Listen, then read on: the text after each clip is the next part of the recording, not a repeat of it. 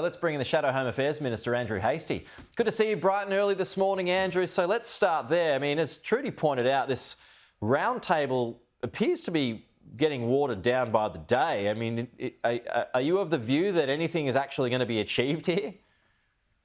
Good morning, Pete. Well, it'll be interesting to see what happens. It looks like a talk fest, and I think there's an internal dynamic as well. Jim Chalmers obviously has his eye on the big prize, and this would be a great win for him as a Treasurer with aspirations to be Prime Minister. So I suspect the Prime Minister and his office is sort of dampening things a little bit for Jim Chalmers. But of course, this isn't some sort of consensus building activity for Labor to just continue taxing the Australian people, to keep driving our productivity into the ground.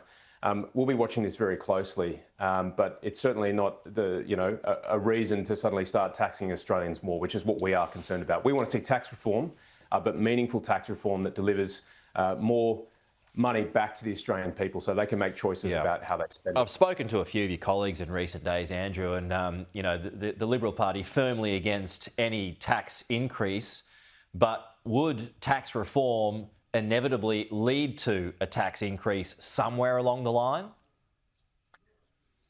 These are questions which will be debated over the coming months and years. Certainly we want tax reform, but it's got to work in the interests of the Australian people. People are doing it really tough out there, and I think the current tax system needs to be reformed to be modernised, to recognise the challenges that families particularly are experiencing. Okay, let's get to your opponent, Tony Burke. He said a couple of days ago that he couldn't care less about free speech if it undermined social cohesion after blocking dozens of visas. Kanye West was among them, former Israeli politicians and other. What are your thoughts on those comments? Look, I want to know what standard Tony Burke is applying. He's been making these decisions behind closed doors. We're not actually clear on what the standard is. So more than happy for people who are, who don't conform to Australian values to be denied a visa. We just want to know what the standard is, and we want it to be applied consistently. Yeah. Tony Burke is the Minister for Home Affairs, not for double standards, and he needs to become clear about what the standard is. So you're and I haven't heard anything to the contrary here, but Kanye West, people like that not coming here, this former Israeli politician who's been critical of terrorists' children in the past, you'd be okay with them being kept out? I just want to know what the standard is so that we can objectively assess each case, not just on the minister's desk, but also publicly as well. Because, we saw the bridge march over the weekend. We saw Al-Qaeda flags, we saw an ISIS flag, we saw PLO flags. There are all sorts of undesirable characters in this country at the moment who are un-Australian in their values. And so we just want to know what the standard is, and we want to see applied evenly. Just on that, Andrew, what did you make of that? Because, you had members of the government who were trumpeting the success of that march, and like you pointed out, some of those flags, support of Iran, support of others as well. What came to your mind there? Pete, I'm an Australian, and I want to channel what a lot of regular Australians are thinking out there, and we're just sick and tired of seeing these ancient hatreds spill out onto our streets. This is Australia. All of us who are citizens have obligations to our country, to our values, and we don't want to see these hatreds imported to our country. So if people want to contest this stuff, that's great. You can do it in the Middle East, but not here on our iconic harbour bridge. Yeah. And I think that sentiment is pretty widespread. Okay, let's go to the Middle East now on this question of declaring a state of Palestine. The Prime Minister had a call with the French President overnight. He's meeting with Mahmoud Abbas at the UN next month at the General Assembly there. Do you feel like there's an inevitability about all of this, that Australia will follow France's lead? I think we need to be really careful here. There's a lot of conditions to be met before we can actually have a Palestinian state. Of course, we all want a two-state solution, but who's going to be the governing authority? Hamas? A group of people committed to the destruction of Israel? How's that going to work?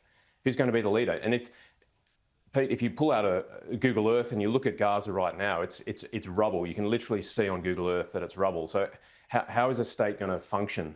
There's a lot of things that have to happen before we get to that point yet. And my concern is that by recognising a Palestinian state now with Hamas in command and control of Gaza, we're just emboldening terrorism. But also for Israel, I want to know what the end game is. You know, this war has been going on for two years. They were right to go after Hamas. They were right to fight for their hostages. There are still hostages being held. But what's the end game here? And I think that's what a lot of Australians are asking as well. Well, I mean, yeah, the Israeli government at the moment is considering a full-scale reoccupation of Gaza. Would you be against that? Look, I've supported Israel since October 7th, but I want to know what the end game is. Yeah. Like everyone, we want peace, and that involves compromise. And this has been going on for thousands of years. People who just rush to a two-state solution, it's a bit of a crutch. There are no easy solutions here. We've got to be realistic here. This has been happening for a long time. And so we've got to create a better political reality. That's going to require compromise. But as long as Hamas is there, and as long as Hamas is committed to the destruction of Israel, a two-state solution is going to be very difficult. And I suspect if you polled Palestinians and if you polled Israelis, there wouldn't be a lot of support for a two-state solution right now as it is. And what sort of a difference would making such a declaration actually make on the ground? Precisely, I don't know. And so I fear this is being driven by domestic political concerns, which is not a good enough reason to rush into these massive decisions that have consequences, right? You just played that video of that poor hostage. Yeah. My heart breaks for those families. It's going to require compromise, and there are no easy solutions. I'm not going to get on morning TV and say, do this, do that. It's real tough. It's really tough. Yep. That's why we still don't have the answers after so long. But good to see you this morning, Andrew. Appreciate it. Talk to you again soon.